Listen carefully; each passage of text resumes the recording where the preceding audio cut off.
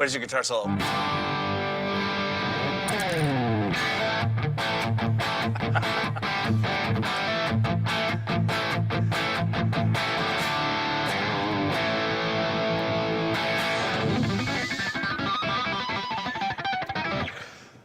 What is going on, everybody? It is Wednesday night. Feeling good on a Wednesday. Yeah. What's up, gang? Yeah, Dan is with me tonight, and Hello. yeah, I saw somebody, Mike already put it, like, kindly smash that like button for us. Yeah, it's a special night, which we did not do a great job of advertising or, you know, What this is for. teasing that anything new was coming. Yeah. But yeah. But that's okay.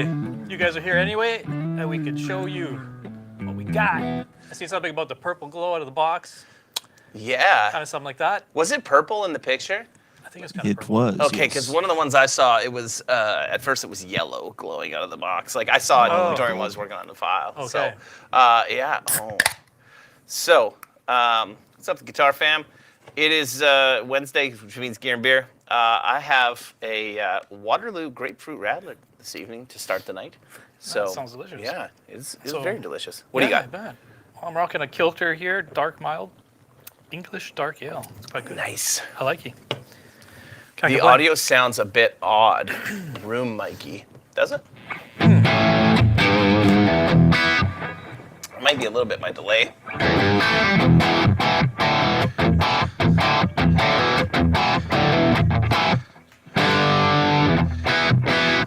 How's that, better? Yeah. It's good to meet you too, Martin.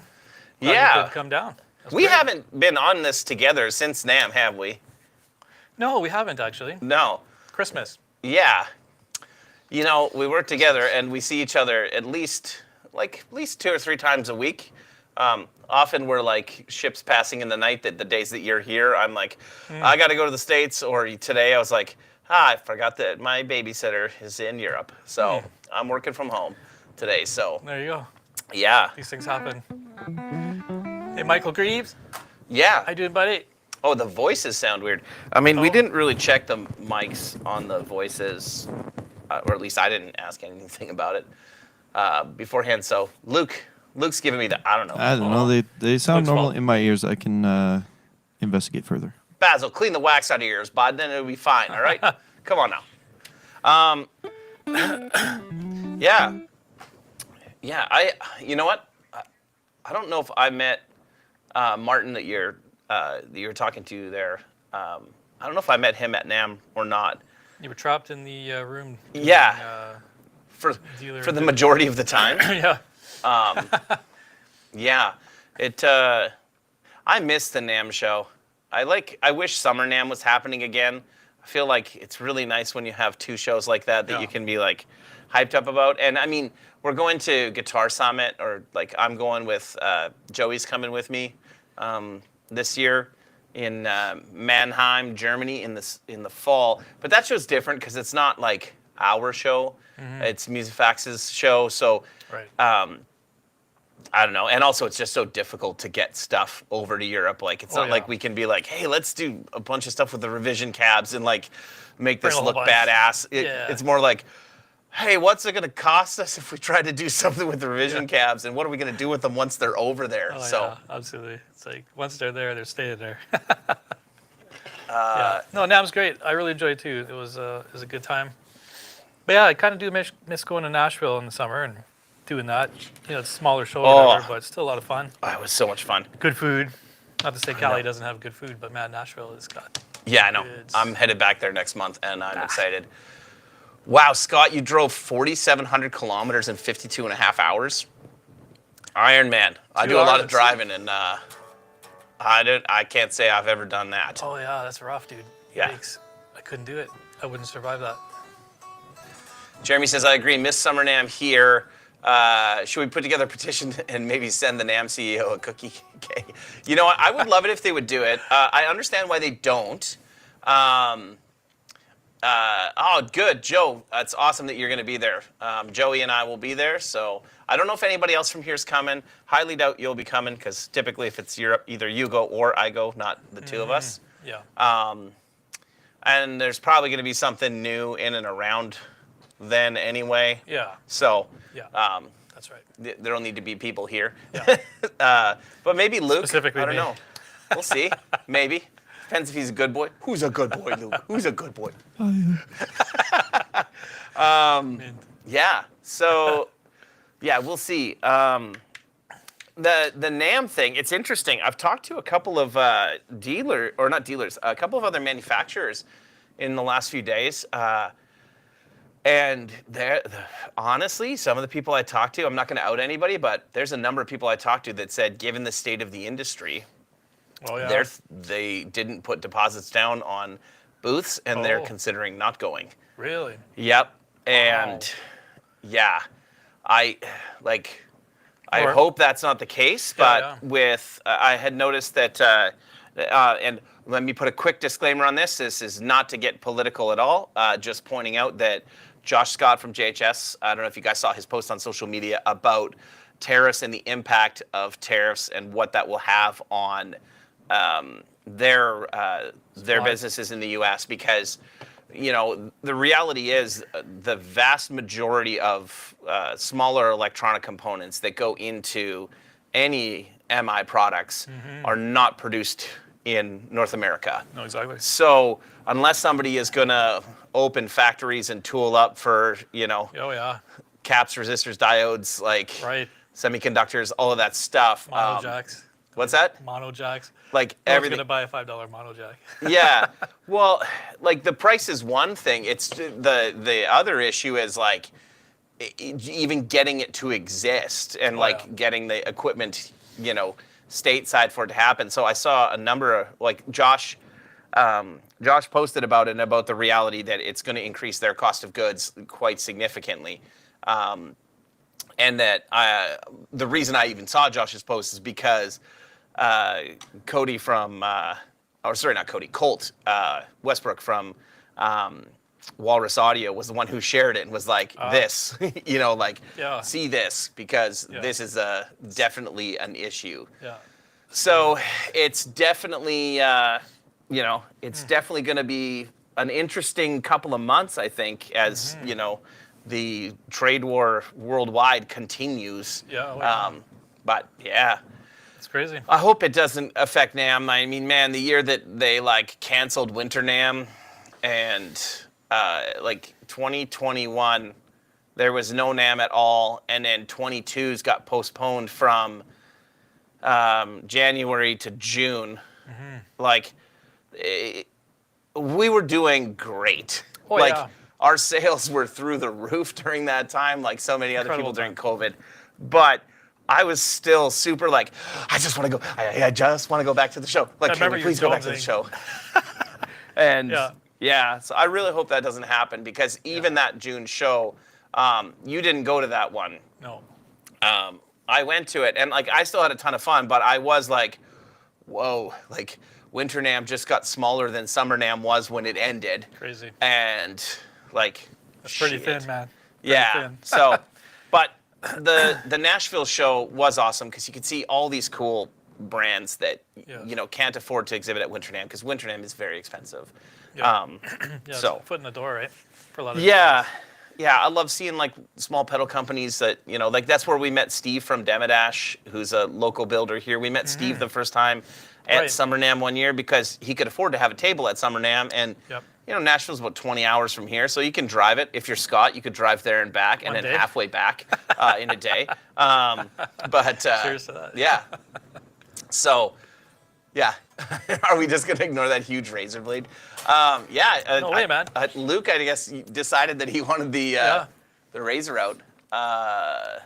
So this was kind of a hit at NAMM. We brought it, I think we've had it 2 years now. haven't Yep. we? Yep. So the first year it came, I remember a lot of guys picking it up and going, oh, what's that? I need to try that. So it was pretty popular at the time, running through the generators quite a bit. And I think it was that year we launched the G50, and so there was a lot of action with this bad boy and the G50s at NAMM. But yeah, I think we picked it up there, did we not? Or it was Yep, handed I to picked it us up. in So Cali? every year at NAMM, we're partnered with Schecter. You know, it all started with Keith Merrill was working with Schecter, and he got us a loaner KM7.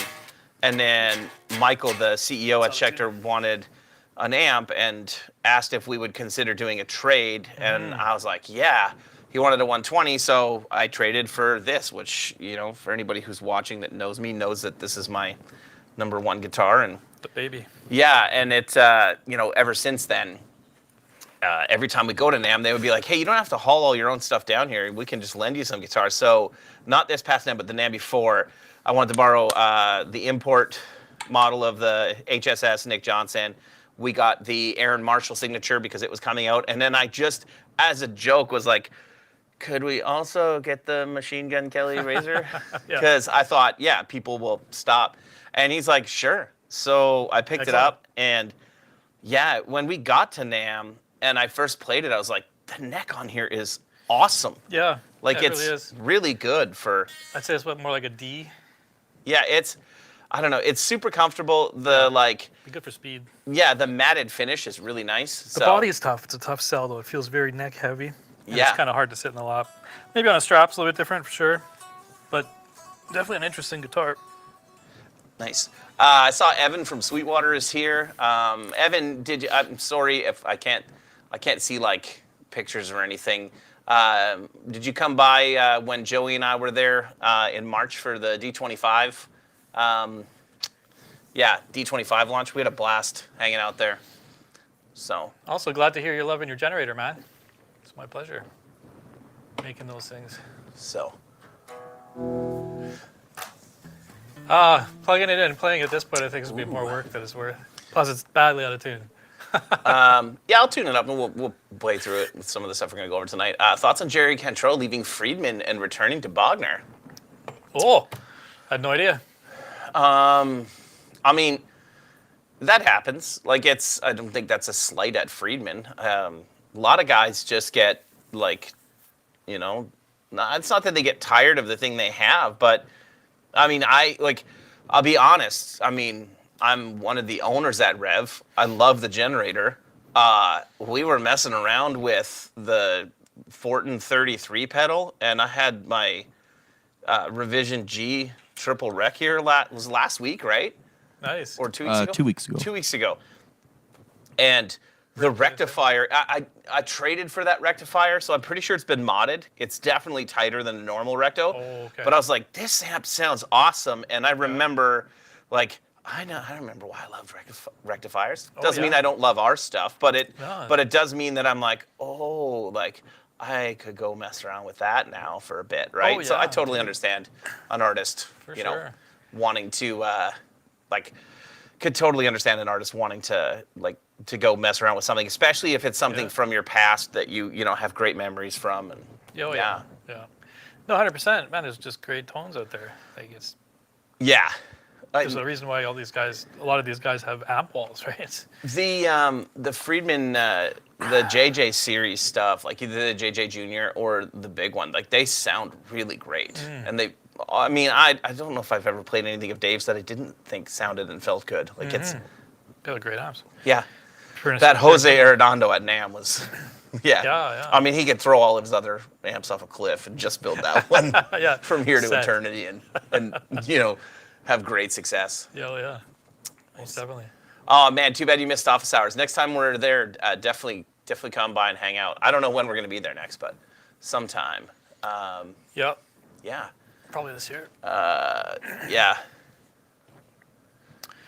Yeah. All right. Yeah, it'd be Okay. pretty cool in the G50 for sure. I like how Landon Bailey just said, hey, Revv Amps, congrats on whatever's in the box, as if Landon Bailey doesn't know what's in the box.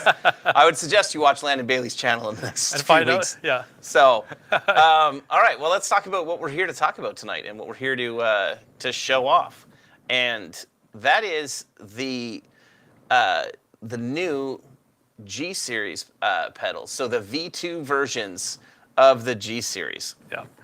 So our lighting is awesome for this, but you guys can kind of see them on the board. Some of you guys who have been paying attention during the live streams, I've actually had the prototype versions of these on my board on the stream for about 2 months now. And That's out of the bag already. yeah, so we have, you know, the green, the purple, and the red pedals back. So for a little bit of information, just the cliff notes to start. So In September, we released the anniversary edition G Series pedals, which you can kind of see off to the side here, beside my beer, and beside my pedal board.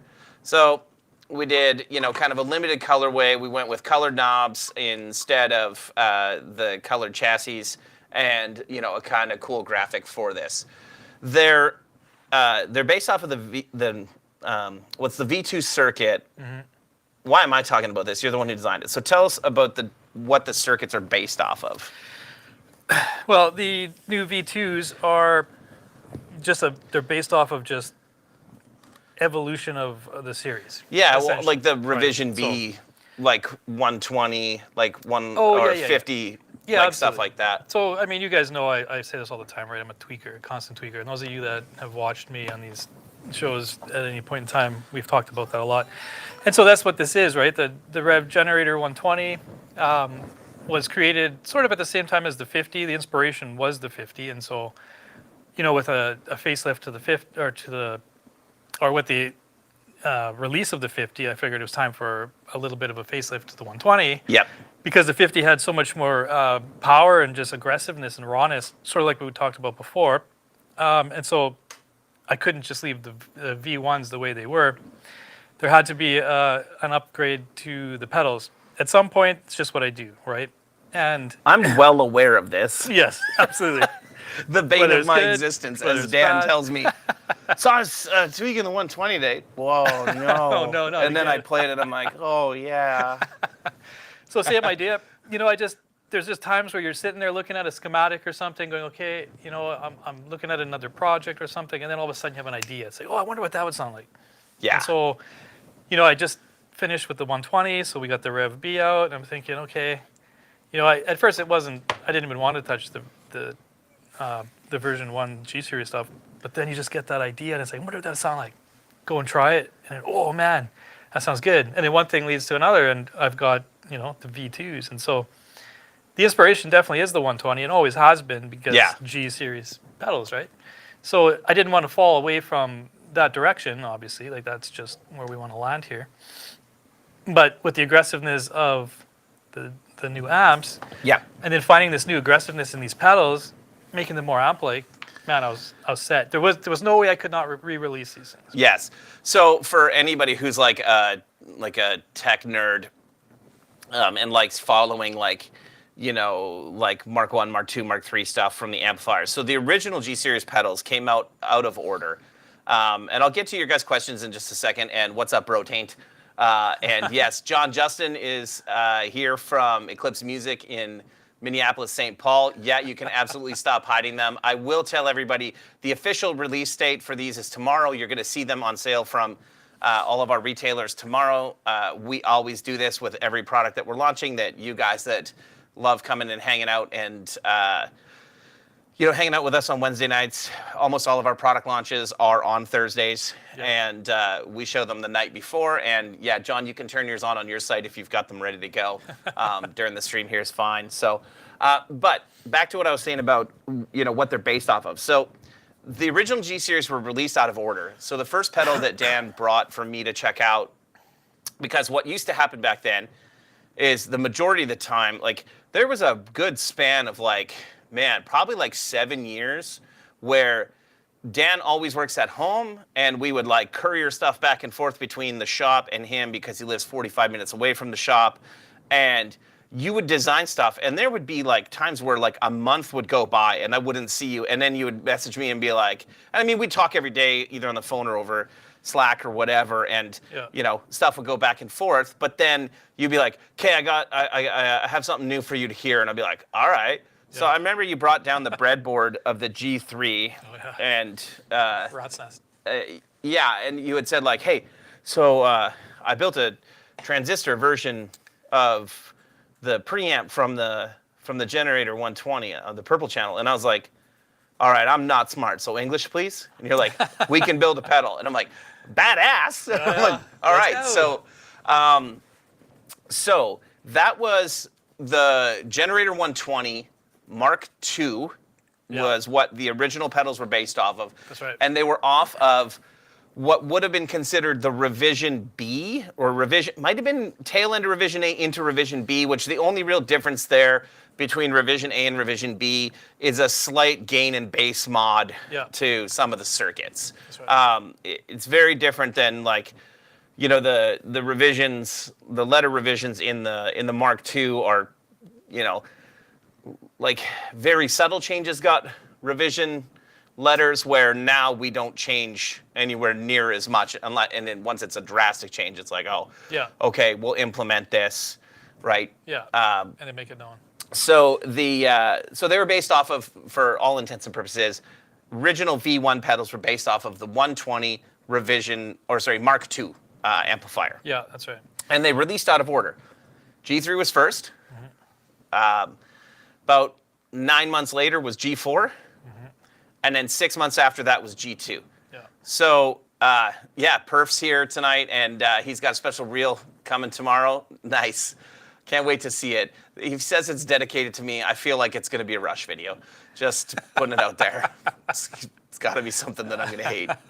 But yeah, so right now the Generator 120, which is our flagship, that in the Generator series, everything kind of is connected to that amp, and it's like the father of, or grandfather of all Generator series or G series stuff. Yeah. So the new pedals are based off of the Generator 120 Mark III Revision B, which is the same as the 10th anniversary edition Generator 120. It is the most current edition of that. And the big difference between them, I mean, you could talk about what you changed on the Revision B from the Revision A, because there are people who are like, oh, I got to get the Revision B. The Revision A's, if you see them for a good deal, they're like, I still use my Revision A. I don't use a Revision B here. Right. They're better. Yeah. Like they're more aggressive. Yeah. But not like. It's not like the difference between Mark II and Mark III. Exactly. That's a world of difference. Oh, yeah. Anyway, so sonically, what did you change? I mean, sonically, it was more of a raw sound, right? So there's more presence. The top end crunches differently depending on which channel you're in. And the bass content's been tweaked a little bit more body, perhaps. But it's not. Yeah, it's not a new amp. Like, it's not a radical difference where it's MK to MK2 to MK3. It is more of kind of revisiting the roots of the MK1. So the MK1 always had this aggression that I guess sort of got polished a little bit too much as we went. But again, not too much might be too a strong word, because the Revision A amp is still very aggressive. So it's just there was always this little bit of a top end bite that maybe got polished a little bit too much, and so all I did was just bring that back, and then just kind of tweak the body of the mids a little bit, and that was really it. So it's not. It's enough of a change where if you had them side by side, you would notice it. Yeah. But it's not a different amplifier at all. The revision, between the two pedals, I'll just say this right away, and we've hooked up the V1s into this too, so we can compare them, just so you guys can hear kind of everything here in a second. The most drastic difference to me is the G4, and that's because on the Mark III amplifiers, the red channel got the biggest kind of change. Oh yeah. Voicing wise. Big time. You know, channel 2 got the most feature set change because it added the drive modes. Yep. But really, it was the red channel that like sonically changed a lot. Yeah, absolutely. So just to answer, Red 4 F82 asked if there's a difference between these and the anniversaries. Circuit wise, there is not.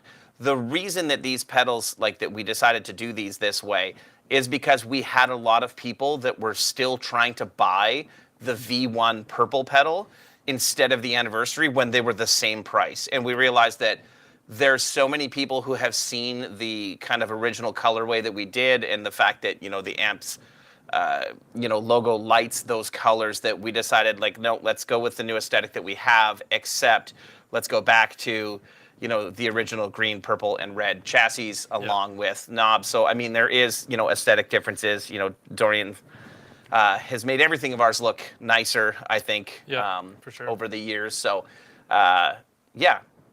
So yeah, that's it. And then also somebody asked if it was Canadian or U.S. dollars or what. If you're seeing 229 as the price, that's the U.S. dollar price. Canadian should be, I'm not sure because the dollar keeps fluctuating. Probably somewhere between 309 and 319. Like it should be somewhere around there, but yeah, it depends. That's right. So yeah, so. What's up, Wadey? All right, so let's. We're going to take you through them one at a time, and we're just going to kind of compare them. So why don't we start with the V1s, and we'll go from the V1 to the V2. Sounds good. So a couple of little things. If Luke, you can give us the pedal cam, there, bud. So a couple of little minor things. Can you give us so that we can see both of them? There we go. I don't know how well you guys can see this, but I mean, obviously, aesthetically. You guys tell us what you think. I think that, this looks better. It actually has the proper Revv logo on it. Yeah. It is a raised metal badge, which I'm a big fan of. I think it just is a little classier. I agree. And, like, I don't dislike our pedals. I mean, they built our company, essentially. Yeah. Them in the Gen 120. But, yeah, the other thing that's a nice little touch is that, like, you change the LEDs. So like all of the original G series all had blue LEDs, which are cool. But now, like the G2 has a green LED, the G3 has purple, and the G4 has red. So just nice little aesthetic touches. Absolutely. So looks great. So unfortunately, I'm a shit guitar player compared to Sam, so you're going to have to deal with dad rock riffs tonight. But, all right, so here's the V1. Dan, why don't you toggle through to the V2 as I play?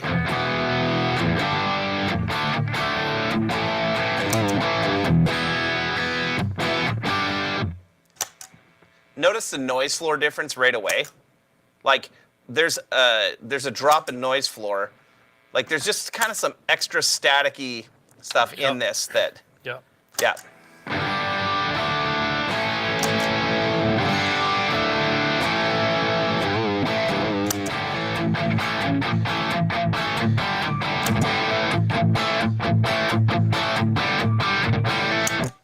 And what I noticed the most when you first brought these in is the attack feels more amp-like. Yeah. Which the G Series were already the most amp-like pedals that I had heard when they came out. They are, G3 came out in 2018, so we're 7 years old on, 6 and 7 years old. So, yeah, it's a little bit livelier.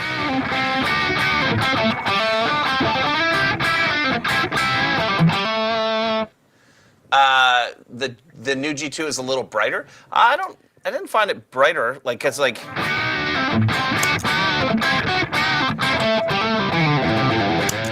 Maybe a little more presence and a little less like highs.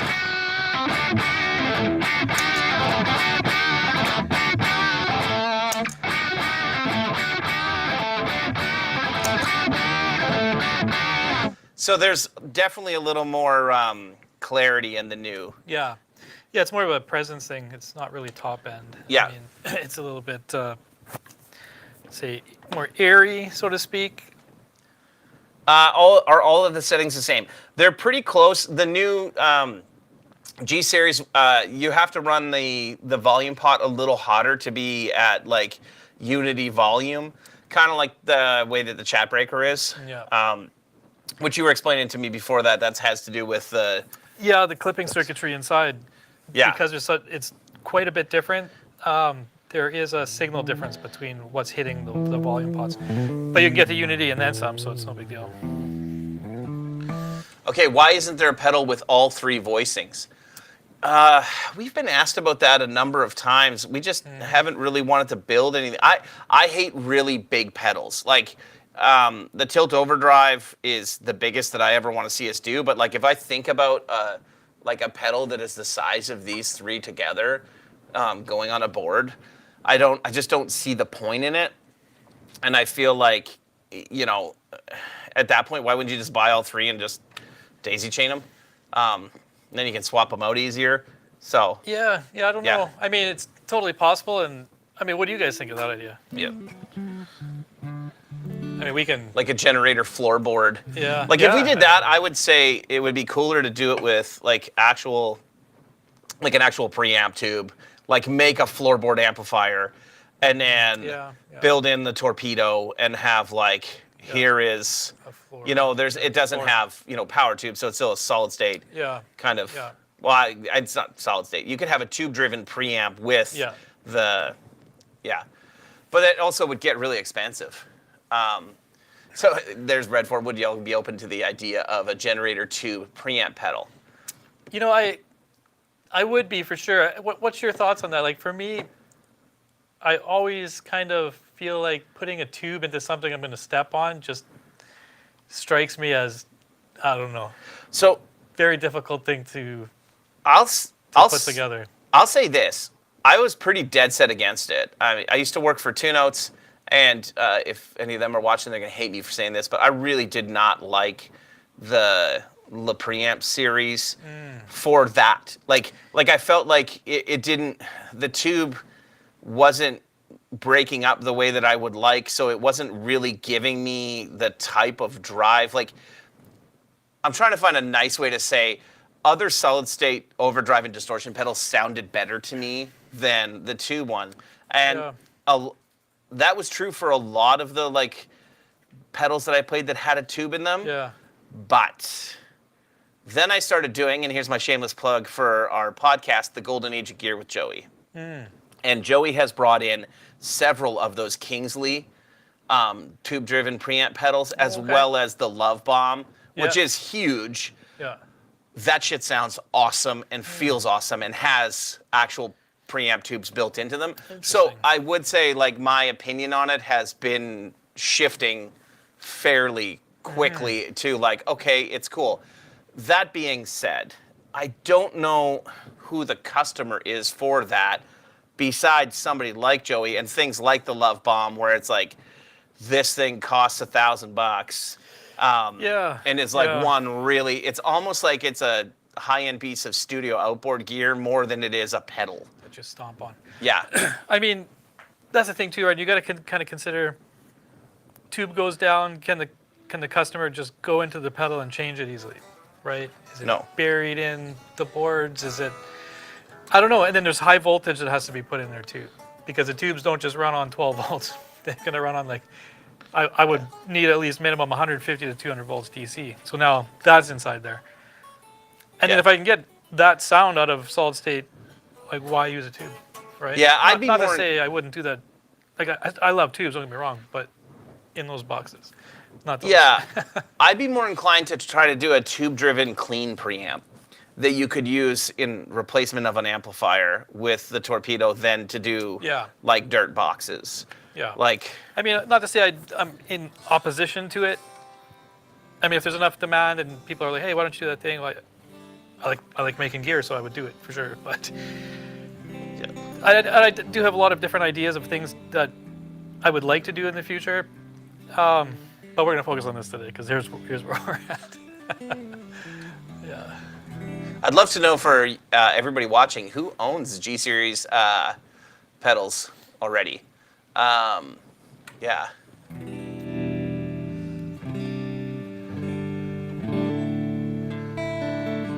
Yeah, Evan, like you have a good point there too. Like depending on the price point as well, Snap Judge would be around $1,300 to $1,400, super close to digital modelers, tough to sell against when it's a couple hundred more. Yeah, I mean, you already have like a D20 at, $1,100 to $1,200 US. You could definitely we could do a preamp pedal for significantly less money than the amplifier because honestly, the most expensive components in the amplifier are going to be transformers and then chassis is going to be really high up there. So if you built it into a pedal and just did the preamp side, even if it did have the preamp tube, you probably could get away with lowering cost quite significantly. But again, when Tonex exists and a lot of the like smaller modeling things exist and that's the market that you're going to compete in, it becomes a point where like, You know, it's a great example is like the new Friedman IRD, IRX, the new Tone King. I don't know if it's called IRT or what it is, but like the boutique amp pedals that have a built-in IR loader, and they're actually, I think they might actually be tube driven. I bet you they are tube driven preamps as well. Not sure. I just got the IRD recently. Oh, yeah. I haven't messed with it yet. I gotta try it. I'll open it up and see what it looks like inside. Yeah. But I think in that case, like again, I'm really naive about all this stuff because I don't know how much those things cost. Like, Luke, can you look up how much? I think the IRX is like $500 or more, is it not? Oh yeah. So, and I mean the Tonex, if I remember correctly, was like $499 US. So Oh, okay. just buy the Gen 120 done. Yeah, I mean. It is. It is also probably a little bit difficult for you and I because we're both amp guys. So like, as much as I love pedals and have a bunch of pedals, I still, at every turn, prefer, if I can get an amp, like we were looking at the unobtainium pedals on Golden Age of Gear last week, and killer pedal, if you guys haven't checked it out, from Crazy Tube Circuits. It's a Dumble on one side and a Klon on the other. The Dumble side of that versus an actual Dumble, which I completely understand is, you know, hundreds of thousands of dollars different. Yeah. The actual feel of a Dumble is completely different. So even if you got like a Amplified Nation or something like that that was a little bit, you know, like it's like a $1,000 to $3,000 amp, I would still prefer the real deal over, that. Yeah. What about a transistor amp with all the channels? Oh, I mean, absolutely. That's what I'm kind of getting at here, right? Is I've already gone and designed these things, and they sound great. Like they sound super amp-like, and they feel great. And like to my ear, man, like when I was designing the G3, the version 2, because that's where it started again. Man, I was sitting there and I was jamming on this thing, and I thought that's amazing. Like it just sounds so good and feels so good. And then I took out the version 1 and threw it up against it. And like it's a great pedal, so I'm not gonna say, oh, you know, it blew it away. It didn't just blow it away. This is a good pedal. But man, the characteristics that I was getting out of that sucker, it was like, whoa, it's got more body. Yep. It just feels different. The mids crunch different. And so I'm super stoked about it. And so in my head, I can't help but think, why would I go to a tube when I've already got that? yeah. I could expand on that, right? If I was to combine a few of them and maybe throw in another switch to toggle between aggression modes or something. You know what I mean? Like the sky's the limit. Maybe I put a microcontroller in it and I start adding MIDI and doing all this other stuff, right? And then build upon this project instead, because the platform is here. Instead of going, okay, well, let's go back to the drawing board and put a tube in it and get the high voltage. Nah, man, this is the way to fly. So for me, that's why I can't help but think, well, I would just build upon this and keep it at that. Because then, yeah, we're not doing anything crazy inside. You know, we're not upping the price of maybe adding, you know, different power supply concepts that try to get me high voltage and all of this stuff. Nah, man, it's in there already, right? Yeah. We're good to go. So that's my thought process behind it. And again, not to say I wouldn't put a tube in there and try that in the future. Yeah, why not, right? Give it a go. But it wouldn't be my first choice. Yeah. Okay, so one of the things I want to point out about this, especially the V2, and we'll compare it to the V1, is the fact that, like, so just using my volume pot,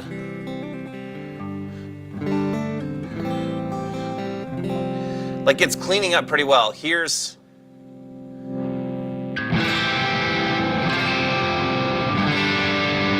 that's on the neck pickup. I roll it back.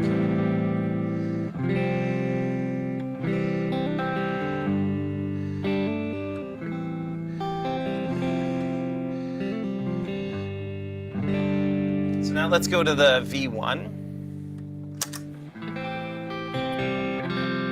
So you can hear it wants to take off a little bit more. Yeah, it You hear it kind of go like, does. Yeah. Oh, yeah, like totally different.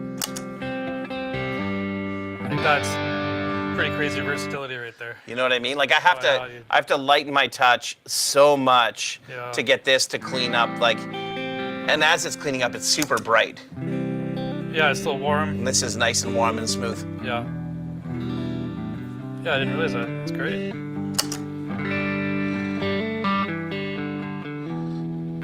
Yeah, big time different. So yeah, okay. We shall move on from the G2 to the G3. And yes, Bortaint, our good friend Jeremy Bortat from the Rivertown Saints. Yeah, the Waterloo Grapefruit Rattler is he's on it. it's awesome. Oh, look at that. Tyler, thanks for sharing that. The original G3 is the reason he bought his Generator 120. Awesome. That's cool. I mean, that says a lot about this little pedal then. Oh, I'm quite convinced that the six. Well, I'm convinced because I actually see the numbers. Yeah. From when we started doing pedals, like what that did for our amp sales. Yeah. Like it exploded our amp sales because the pedals are, kind of the low cost, barrier to entry to check something out. So yeah. So okay, here's the V1.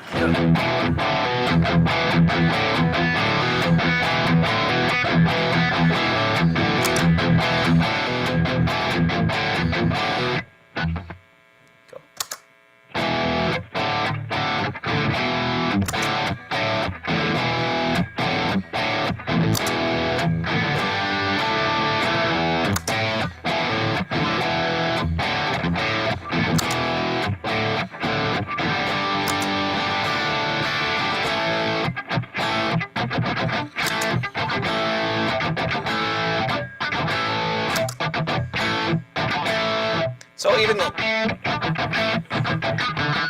those little harmonic things cut through so much better and sound more natural through the new one. Because again, it just feels and sounds more amp-like. Yeah.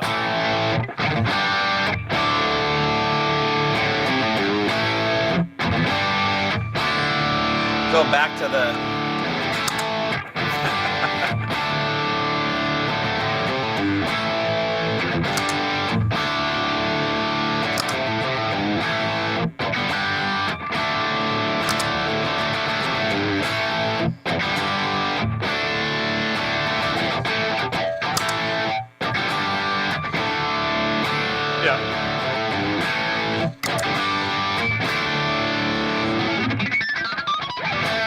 Yeah. Nice one. So, hey, Scott, what's going on? Yo, Scott. So, again, same deal. Somebody had a great question there that I missed there where he asked about components. Yeah, Richard. Made any changes in components other than values? Oh, yeah. I mean, the boards themselves are completely different. I've changed the way I'm using the EQ in it. There are some similarities to the V1 in the preamp, but it's actually, there's more difference than there is similarity now. I radically transformed it, and it was the only way to get the liveliness, the body, and the extra presence was to kind of refab the entire pedal, especially the EQ section. And it worked out great. I was super happy, like I said. And you can hear it. I mean, it's apparent. This really doesn't have what this does. This breathes different. It feels different. And that's one of the things you can't really get from this podcast we're doing here, or the show, because in order to really experience it, you've got to feel it for yourself. Yeah. That feel is just what really gets you. Like for me, it almost felt like my body and the strings on the guitar were one. Yeah. Whereas this, it wasn't as close. I was just like, man, it just feels good. Yeah. And so that's part of the deal, right?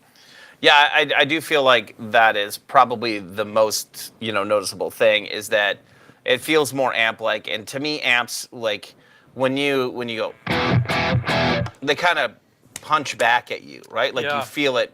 Yeah. Where, like, the tone on this it's there.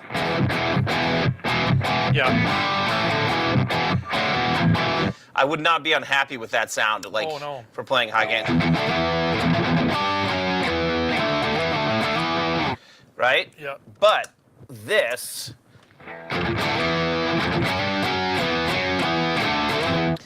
my pick attack, it responds so much better.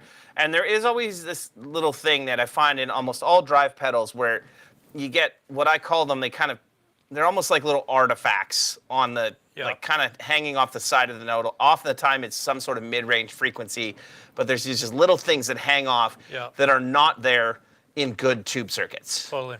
And the new G Series pedals are all like that. Like they all like those artifacts are gone. Yeah. So Yeah. like.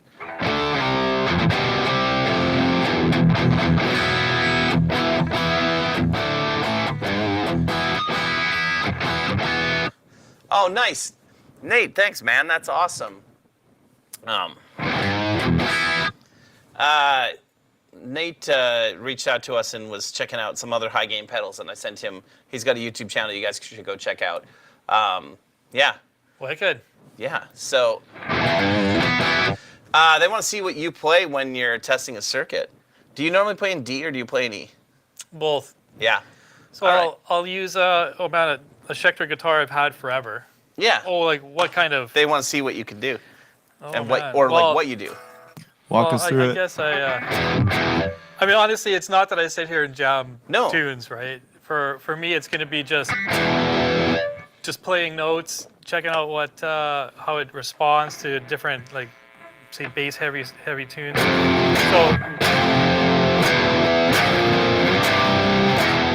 So I might do something like that. Yeah. I'm a more aggressive player, so I like the aggressive sound. So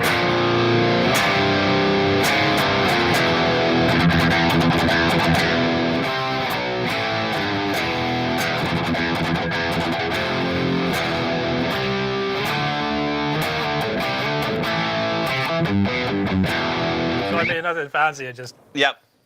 using different. I'm looking for tightness when I'm voicing a circuit. Unless I'm doing a D40 or something, then it's all about feel. But if it's something like a G Series pedal, I'm looking for tightness, Yep. response, feel, tone. Obviously, like, you know, what's the mid range like? Like, what's the bass like? What's the presence like? Stuff like that. Yep. So I'm not just sitting there riffing out some Metallica tunes or something. It's more of like, make a change, see what it sounds like, what it feels like, right? Play a note. I'm sure it drives like people nuts, but whenever I test anything that you bring, I am always like,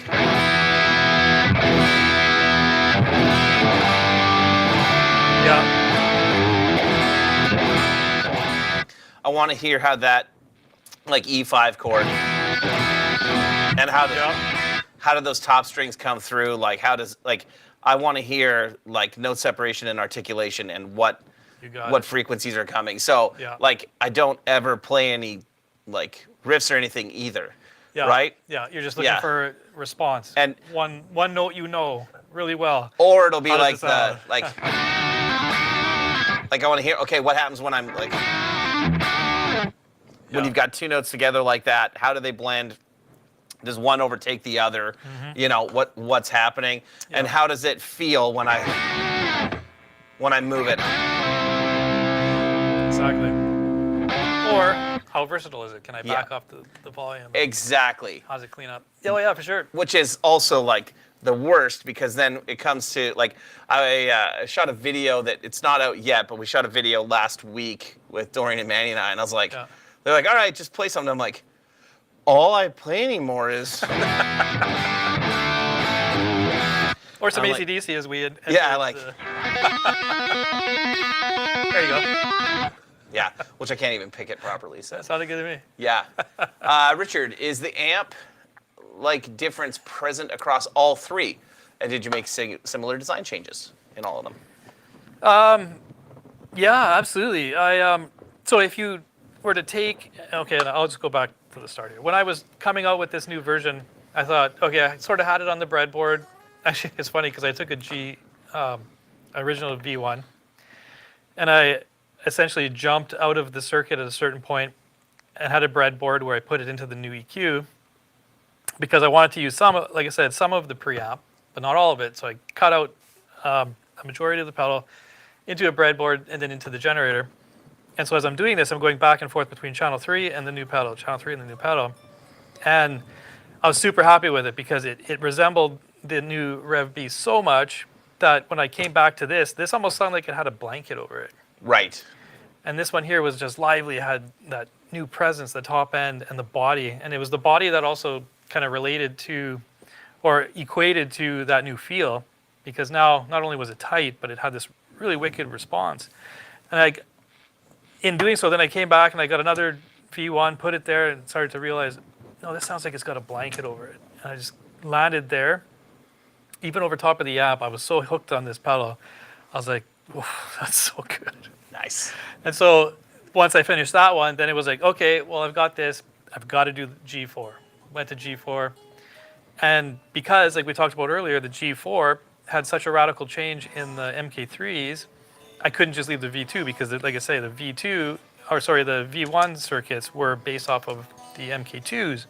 So now it's time to revamp that. And so the nice thing about this pedal is I kept that sort of more bass-heavy tone, where it's not quite as tight as the purple channel. It doesn't punch like it does, but it's just got a fatter, wider tone. Yep. I was able to really retain that and build upon it, and now it really resembles that channel. So I'm actually, as much as I love this, I think the biggest change came with this pedal, and I was super happy about it.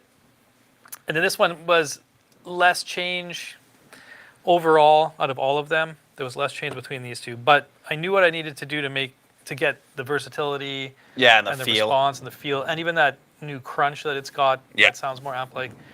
So this one was a little bit easier for me, but these guys here, totally revamped. Devin, do me a favor. Send me an email. And actually, this goes for anybody watching the stream right now. If you have bought an amp from us recently and didn't get a foot switch, our metal company essentially screwed up a batch of foot switches. We just got the foot switches in for like the 6 buttons that go with the G50 and the 120. So we got them in yesterday, like at the end of the day. So we started building them today. So send me an email, Derek@revamps.com. Luke will put the the email in the chat, and then we'll I'll get back to you because we'll be sending them out to everybody in the next over the next 2 to 3 days. Yeah. As we There you go. get through 100 foot switches that we have to build. So Yeah, I guess the preamp or through power amp. So for me, I always run it through the clean channel of an amp. Honestly, I find that if I'm going to run a drive pedal, I don't run it through a power amp and I don't put it through the effects loop. I always put my drives into the clean channel because they're padded properly and you're not slamming your effects loop. An effects loop is designed in a circuit for modulation. right. And so for me, I don't go outside of that. Like I get people are, throwing preamp pedals in front of or into an effects loop. Like it's not what they're made for. The whole concept of an effects loop was to not chew up that modulation Right. when you're clipping, right? Because you got distortion, you're running something in the front of the amp, it chews it up. Guys are like, hey, we need to bypass that and throw in. So the effects loop was born. Leave it for modulation. Yeah. So for me, whenever I revoice any of these or I come up with a new high gain or low gain pedal, always into the clean channel of an amp. Yeah. You just get a better response. You got more EQ abilities because of the clean channel, and it's padded properly. And for me, that's the biggest thing, is you're bringing that signal down before it slams something else. Yeah, there are certain amps that we've always advertised are pedals that you can run them as a preamp into the effects loop of your amp, or you can run them in front, and you can do that. Yep. I honestly, the only time I've ever found that I didn't like them in front of an amp was, and this isn't me trying to shit on them, but I've tried with a couple of different orange amps, which I found were not really pedal friendly. So I did find that they were better going into the effects loop of an orange. Yeah. Yeah, in that case, for sure. And same with, not necessarily running into an effects loop, but I've never had good success with our pedals in front of, or honestly, any real pedals, dirt pedals in front of Voxes. Anything that's got that really upper, mid, toppy thing. Yeah. It gets just too bright. Oh, yeah. So Yeah, the amp has to be right for it. It's got to be designed for a certain tone.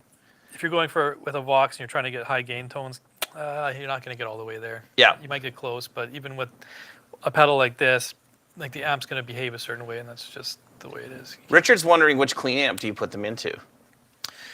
So for me, when I'm running these pedals, it's always through generator. Generator or a D20, just because I know it. Yeah. Right, I don't. If I'm hunting for tone and I'm doing my own thing, I might throw it in front of something that has a good clean sound. There's a lot of good high gain amps that do, but I don't know. I built the generator, and so I stick with it. Yeah. I know it, so. I run them all into the D20 or D25. Any pedals, the Dynamist stuff is more pedal friendly. I'll often try them into the generator as well, but if I'm going to use the generator, almost always end up like turning the wide switch on the Yeah. on the Mark IIIs, and like I'm I'm essentially trying to be like, be a dynamis. Like Yeah. here, like be the dynamis clean channel for me. And I mean that's the thing, Channel. right? Like we built the D20 to be that pedal platform app. So Yeah. if you're running a rig of just pedals, like I would then say, man, the D20 is going to serve you well. If you've got a generator, then I mean, and you think, okay, I need to run a pedal through my app. Clean channel generator will do well.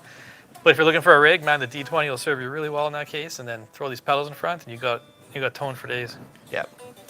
Dan. Yeah. Just curious, if you don't mind answering, No. which amp did you use to test and design the V2s?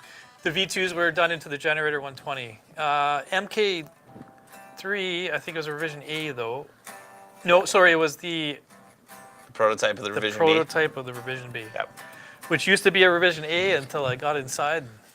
Now there's wires hanging out of it all. It's perfect. Richard, they all work great in the basement. I have Oh, yeah. a 1966 basement head behind me that is killer. Like basements are killer pedal platforms. So I have that, and I have you can't see it. It's off. Well, actually, you can see it behind the Razor. There's a 1960 410 Tweed basement. They take Yep. pedals great. Yeah, that So, would be good for that for yeah. sure.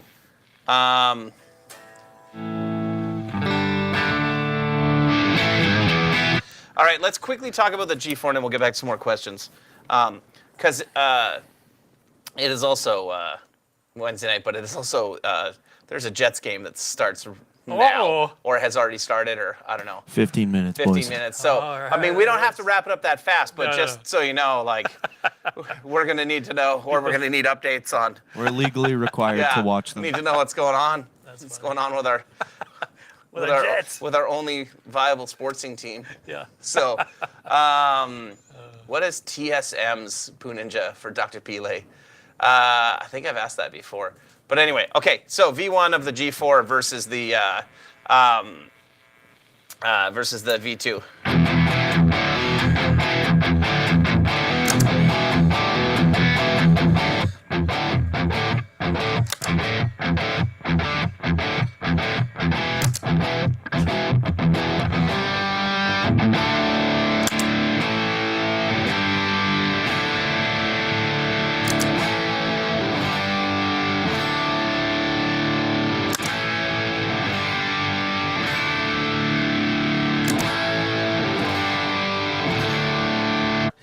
All right. So, to me, there's just so much more growl and like that, like.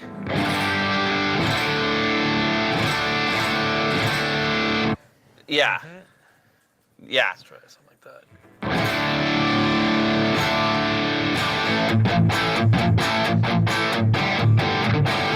Yeah.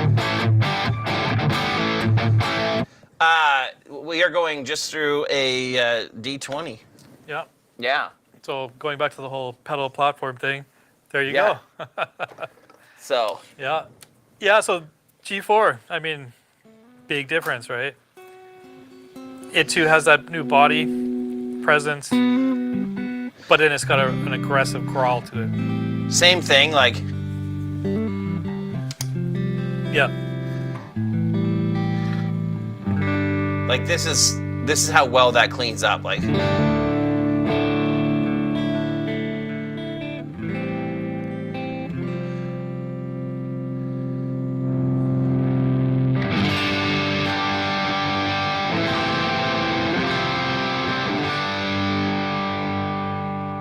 Yeah. That cleans up really good. yeah, But yeah. but then you turn her wide open and she's a monster.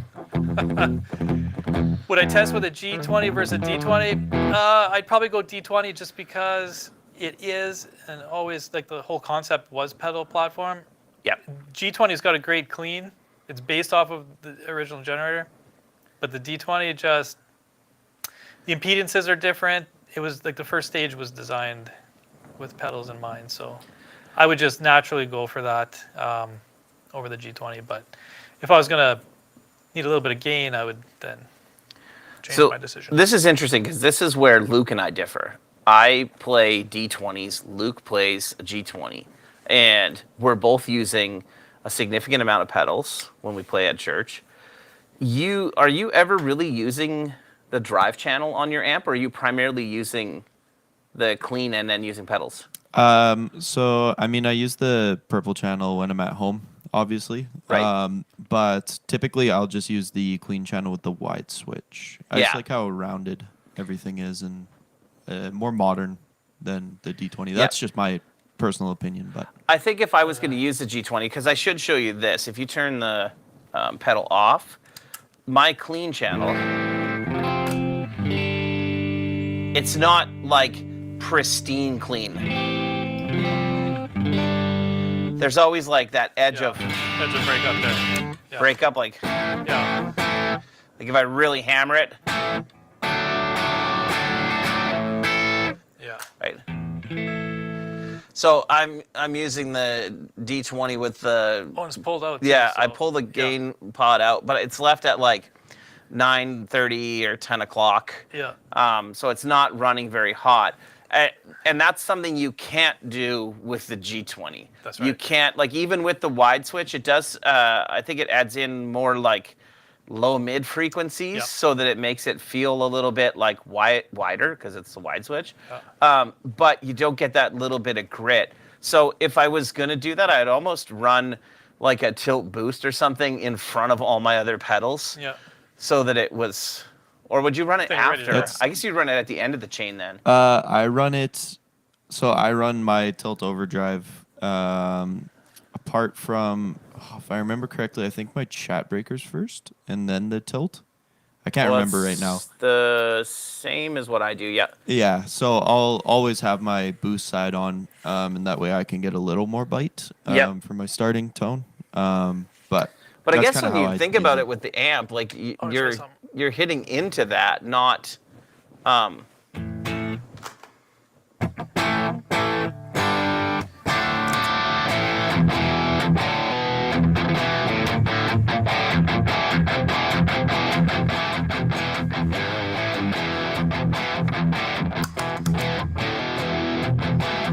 Yeah, you can really hear the difference between that, eh?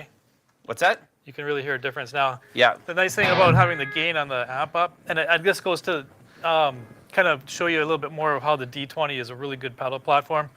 Like Derek originally had it running with the gain knob pulled out and the gain backed off, but if you're going for high gain tones, you might even consider pushing it in, putting your gain up, allowing a little bit more of that the bass to come through, Yeah. and add the definition of the pedal. Yeah, that got way fatter when you did that. Like Yeah.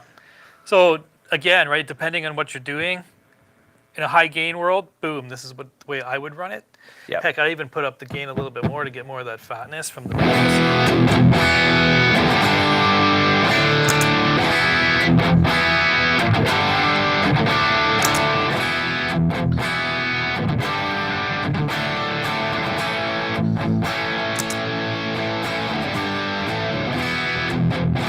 they want to hear what it'll sound like if we boost it with the tilt. Like if we if we boost these this two. behind? Yep. It's in front. Oh, it's in front, sorry, yeah, perfect. Yeah, That's, okay. That's what I meant.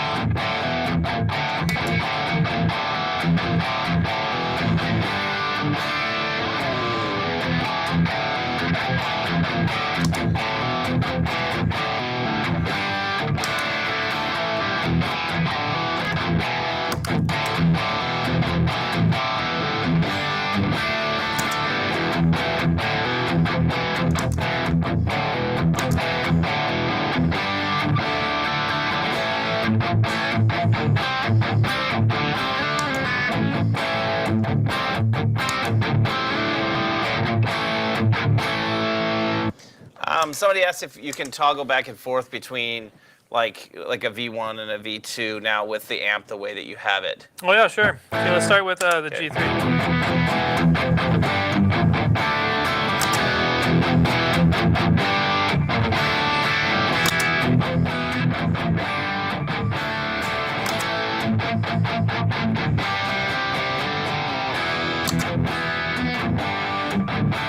there's that blanket that you're talking about, right? Yeah. Yeah. So pretty noticeable, right? Yeah, when you pull that, you get, like, the way I run it, you get more top. You do. Yeah. Yeah, you do. So depending on how you want to run it, and that's a great setting for certain things. Like I would probably You're say damn right it is. this, right? Like the G2 into that setting Yeah. is good. But if you're looking for something fatter and you really want to utilize the fatness of the G4, you'd run it like that. Yeah. But yeah, you can definitely tell though with the tilt boosting it, Whoa. you're really getting some great bite. But we also haven't touched on the aggression settings. Like we haven't. Yeah. We're in off mode. But we can't talk about that right now because Rankin says he's getting a Revv tattoo. Rankin, are you getting a tramp stamp? A Revv tramp stamp? You'll match Dan. I mean, there's incentive, buddy. How do you know? Well, it's Yeah, not right, T-Bar right. Tuesday, so we can't show anybody. But, It's terrible. Terribly, terribly okay. good. Let's show him some of the aggression mode stuff. Yeah, sure. Let's, I don't know, maybe let's just do the G3. Yeah.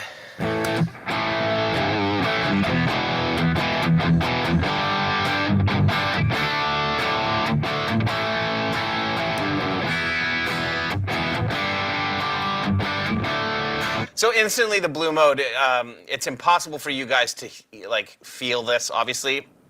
I would say the blue drive mode on all of our pedals is the best mode. Yeah. To me, it's the thing that everything opens up slightly. It just feels even better. Yeah. So, and also, hey, Scott Bernard's here, a good buddy of ours from Tennessee. I just saw show up there in the comments, and yeah, good to see you, Scott. dude. Scott just got a couple of D40s for a gig that he's on. Wicked. Yeah, That's awesome. crazy good guitar player. Oh, actually, he played guitar for Kenny Loggins for a long time. So, Right, I knew that. Yeah. That's dude got to play fantastic. Danger Zone like every night, and man. Footloose, but cooler for Oh, Danger dude. Zone. That's So awesome. we're just using the two notes out. Yeah. Okay, so So this is set to blue right now. Snarls a little bit more. And then we'll pop it into red. I mean that feels pretty awesome too. Yeah. And then off. But you can tell it brings it right in, right? Yeah. And then that's red. Yep. It's still a lot more quiet than these guys. This guitar is really noisy, so like, Oh yeah, yeah. Right, it's got the volume pod issue. yeah, it's got a well, and also running through this thing. Let me just do this. Well, where's this going? Go Luke? into the tuner. Okay. You're not gonna play anyway, right? No. Unless you just grab the guitar plate. Right. Yeah, cool. Let's see if that fixes any of this. Oh. Yeah. Excellent. So totally noticeable. Yep. I feel like that's the best midway point, right? Yeah. Because it doesn't oversaturate. Like, because one of the things that I'm not looking for anymore, and I used to when I was younger, I don't want way more bottom end as it goes up. Right. Because I'm most likely playing, and either I'm playing with a bass player or there's going to be bass tracks, and I don't need Exactly. that extra low end. So I'm just looking for, like, how does it open up, especially in mid-range? How does it Yeah. open up? How does it feel a little better? And I feel like that blue mode is just like, It's the cream of the crop. what's that? The cream of the crop. Yeah. And then so same thing on G4 Yep. Yes. and then red. Okay, I want you to go to the red aggression mode on the V1. Yep. Okay, so.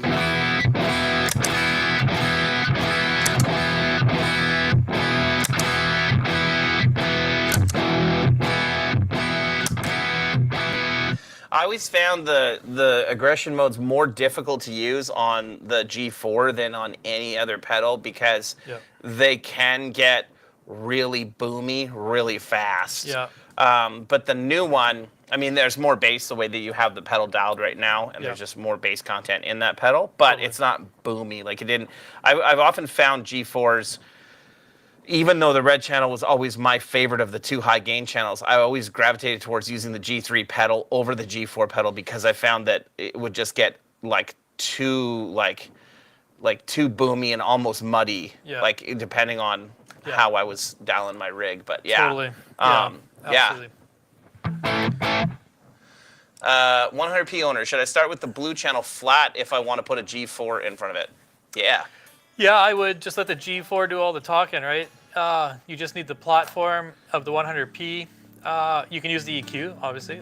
That'll help you out. But I would just leave it flat, and then that'll give you the padding you need to run through the rest of the amp, and that way the G4 can really color all that. And you're not running it through the effects loop, so it's not going to slam the power amp. Because what's happening is when you're putting a pedal like this in the front, it's depending on the volume setting, you're putting a lot more input signal into the effects loop than it normally would, right?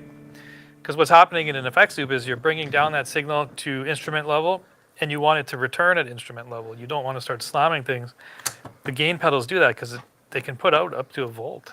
Right. So it's a lot of signal depending on how it's set and what guitar you're using and whatnot. Especially if you're slamming it with a tilt too, so don't even think about it. Right. Okay, so Mike had a great question there. And there's another question I want to go back to from Evan.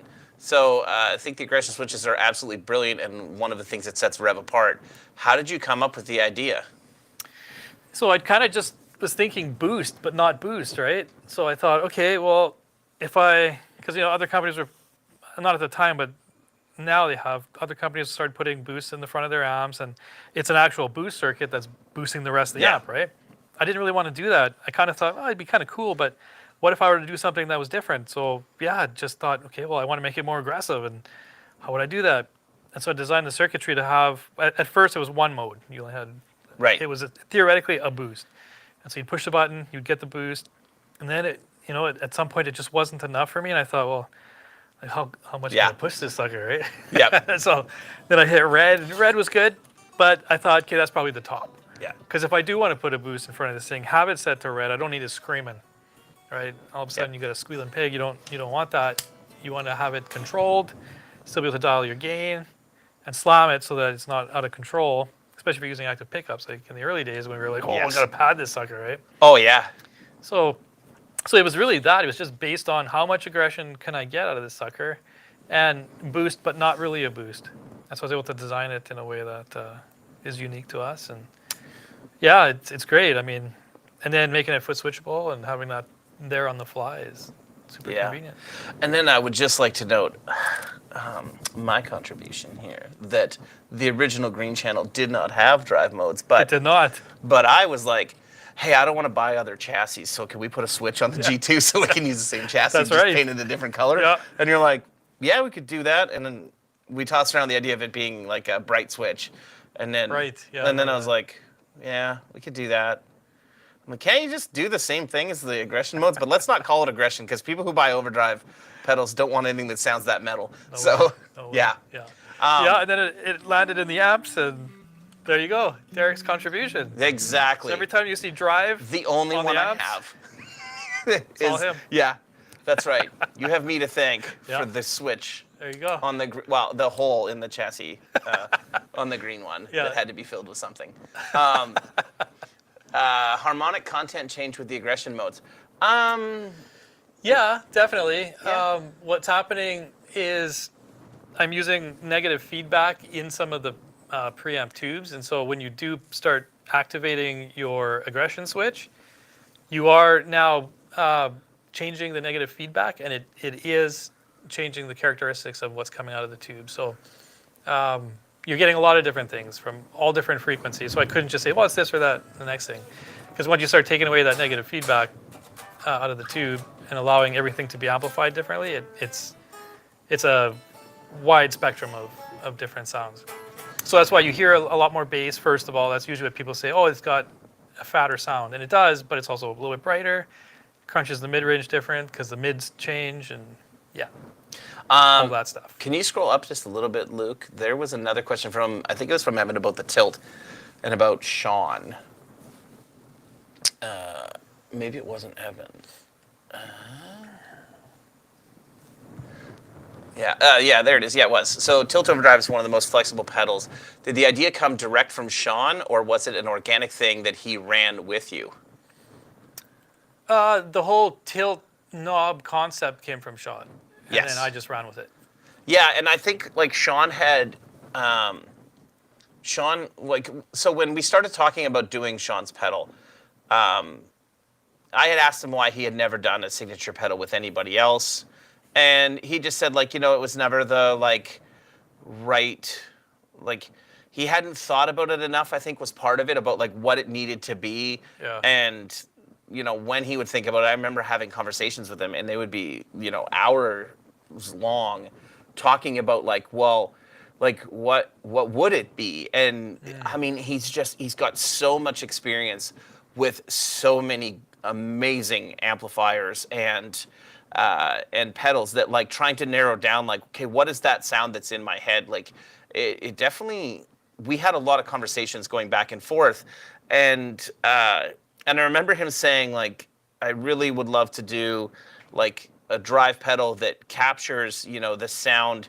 that's in my head, that's a combination of a bunch of really great single channel amps, like mostly vintage single channel amps, and then some pedals that he really liked, but that he wanted a boost and a drive.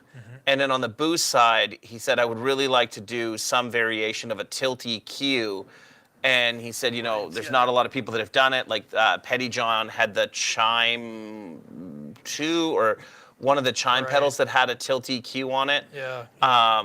And I know he wanted something different than what the Petty John pedal is, but and when he told me about it, I was like, oh, that's really interesting. I've never thought about that. I'm going to be honest, when it comes to EQs, I'm very much a set it and forget it kind of guy. Yeah. And Sean was like, well, I really love the idea that because he mainly is doing session work / video work, stuff like that. He's not out touring where like once it's on the board, it's just left there and it's on whatever setting it is.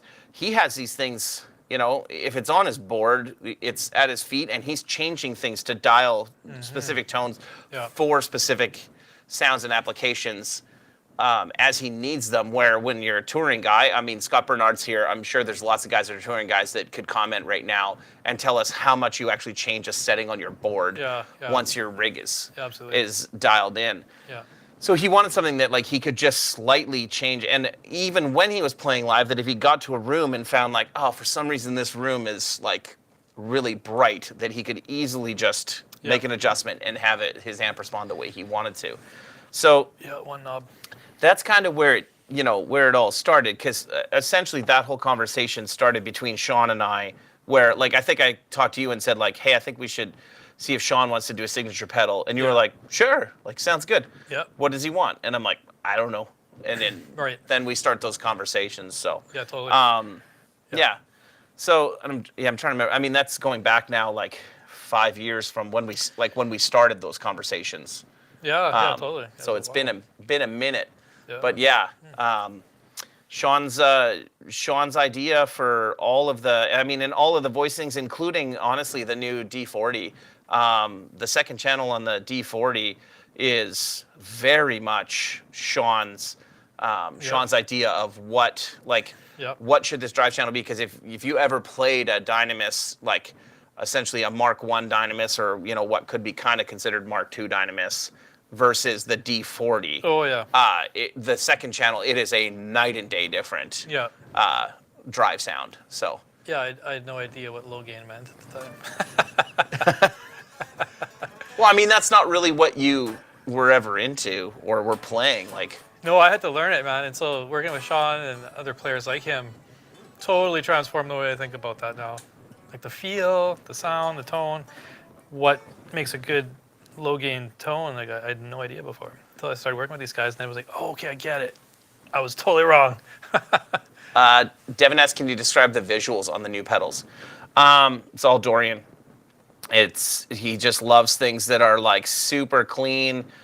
He likes putting that border on stuff now, which is, I do think it looks really good. The metal badge was my idea. I've seen a couple other companies that had like like not necessarily that has raised badges, but just had like different style enclosures that made them seem more what's the word I'm looking for? Not textured, but like yeah, like that they had like, you know, different like levels to them. Like it wasn't Yeah. just one flat surface kind of thing. And I always thought that looked really killer. Yeah, it pops, eh? Yeah. So there you go. Scott says it's rare to change a pedal in a touring situation. Studio session wise, it happens all the time. Yeah. Yeah. That makes sense. So, and having the ability, like on the Tilt EQ, just to move it slightly, it's so useful. Yeah. I use it.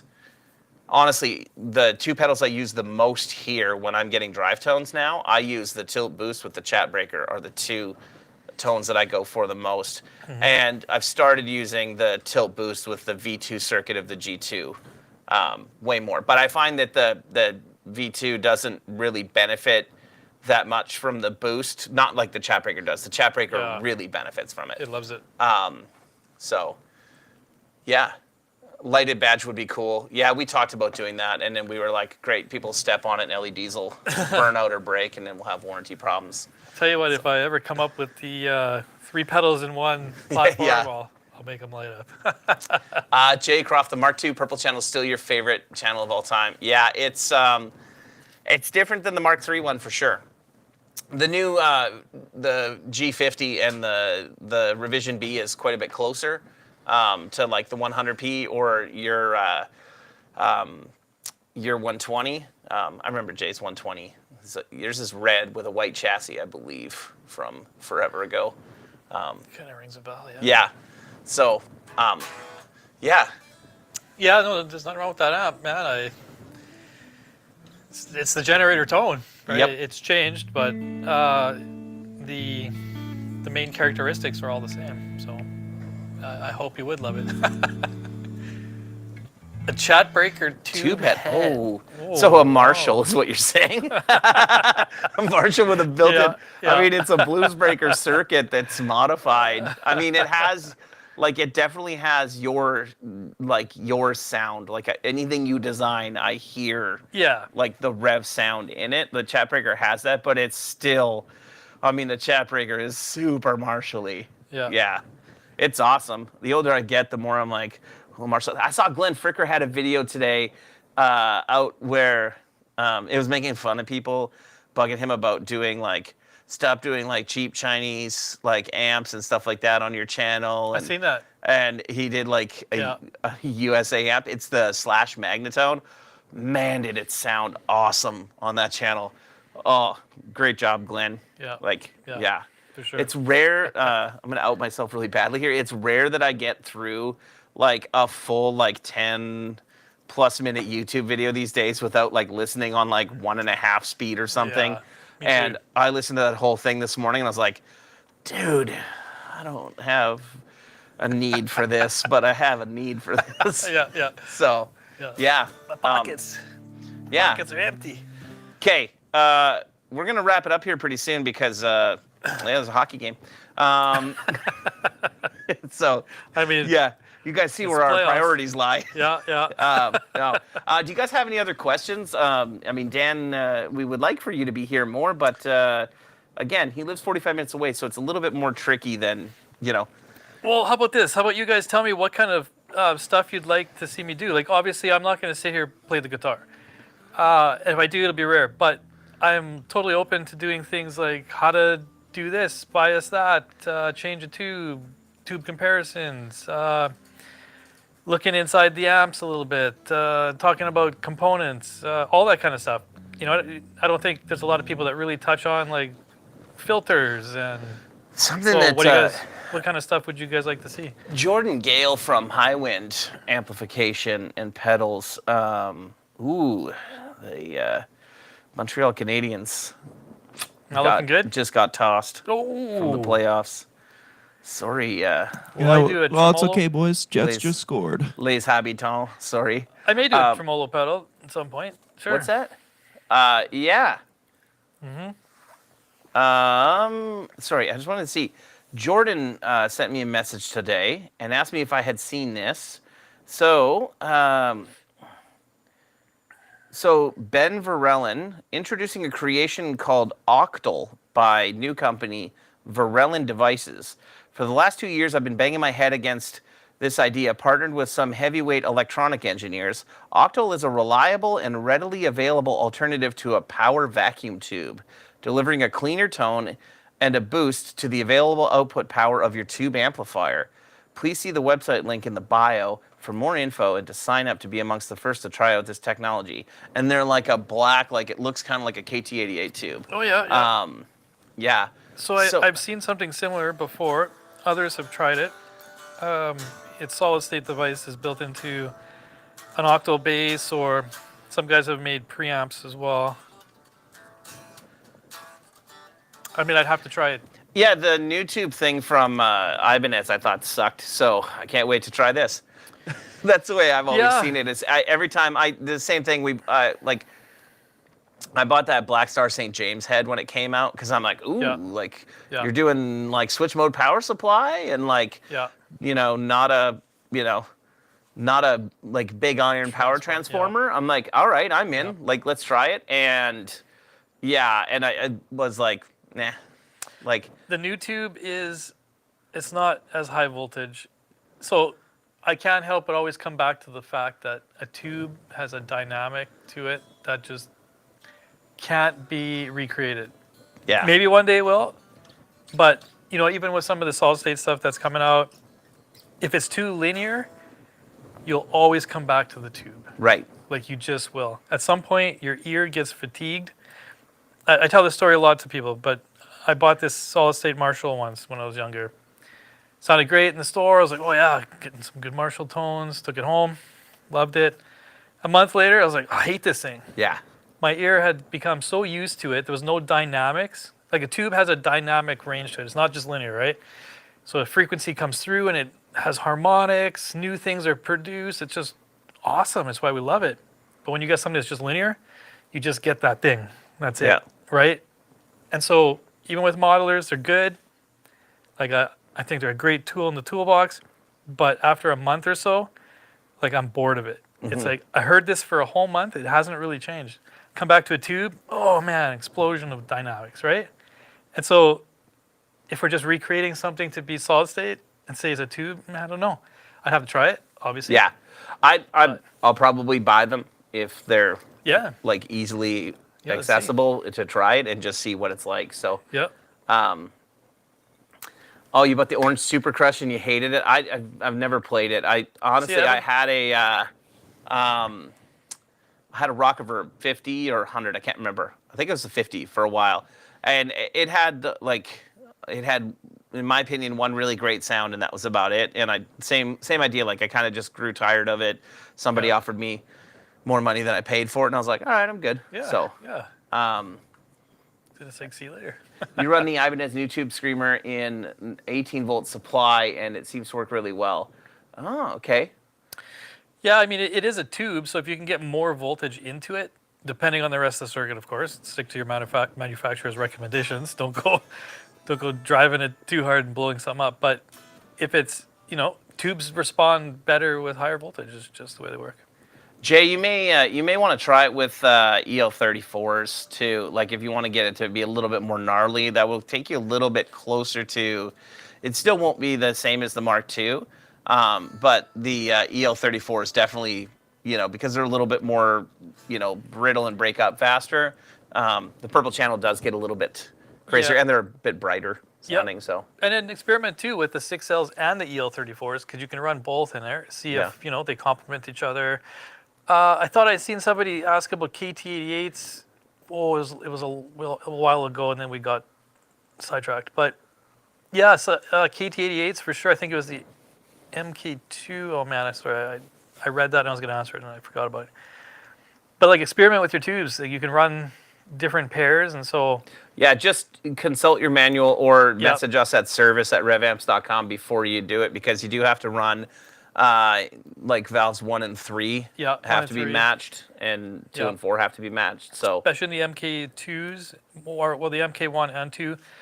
You got 4 in a row, so you got to make sure it's 2 and 2. So 1 and 3, 2 and 4. Yeah, so it staggers one Like if Yeah. you're going to do a combination, so you do an EL34, then a 6L, then an EL34, then a 6L. Yeah.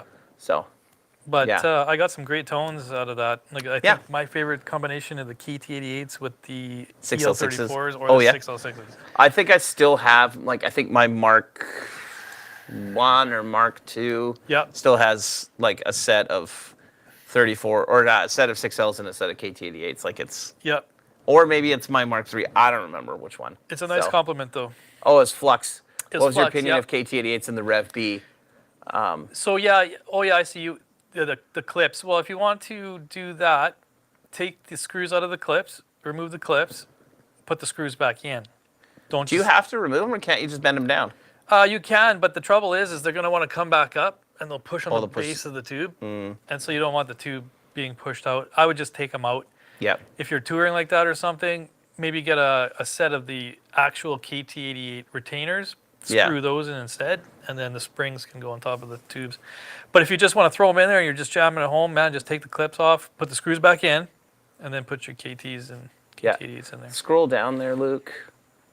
Long shot idea for you due to licensing issue, but it would be cool if there's a limited run of Canadian Revv pedals that featured Canadian hockey teams logos. Ooh. Oh, bud, we would love that, Yeah. except no Leafs pedal. Zero chance. I mean, no. Unless we got to say the Toronto Maple Leaves. Then maybe. And Yeah. only capitalize the L's. Yeah, could probably get and away with still that make it then. red. Yeah, that's not a licensing issue. Yeah, that would be awesome. Yeah, that'd be great. Would you ever consider working with Neural DSP on making a plugin or an amp block for the Quad Cortex? Absolutely. Yeah, sure. We've worked with Fractal, and hey, what's up, Jared? Jared from Tone Wars is here. Yeah, we've worked with Line 6 and with Fractal. Yep. So yeah, we're open to that. We're not really. We kind of feel like if you're going into the modeling realm, you're not considering buying our stuff to tour with at that point anyway. You might still end up owning something and having it in your your arsenal and in your studio. So, Yeah. but yeah, anything we can do to help make it easier for people to tour, we're on board. So, Oh, for sure. Yeah. Jay, it's funny you say I don't want to touch the Mark II. It's perfect as is. Yeah, you love the Mark III, but it'd be cool if you could change it up a bit.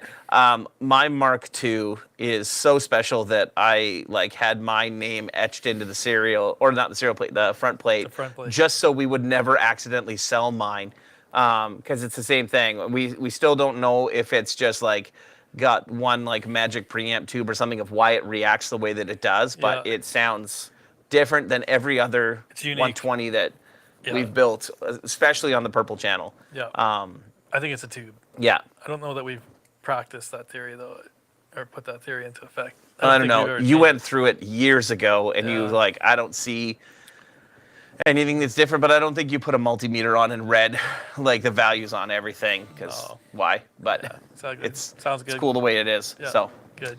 all right. Thanks everybody for hanging out. We're gonna get out of here. I got a bunch of work to do because I had to take most of the day off today, Uh-oh. and Dan needs to go home, and then there's hockey to watch. There's so. hockey, baby. Come on. Go Jets. Yeah. So, okay. Thanks for hanging out, and we'll see you guys next time. And yeah, the V2 G Series pedals will be on sale everywhere, dealers everywhere tomorrow. So, And if you want to get them early, you can rewind on the stream and there's QR codes and you can get one today even. yeah. There you go, folks. Okay. All right, everybody. Have a good one. See you guys.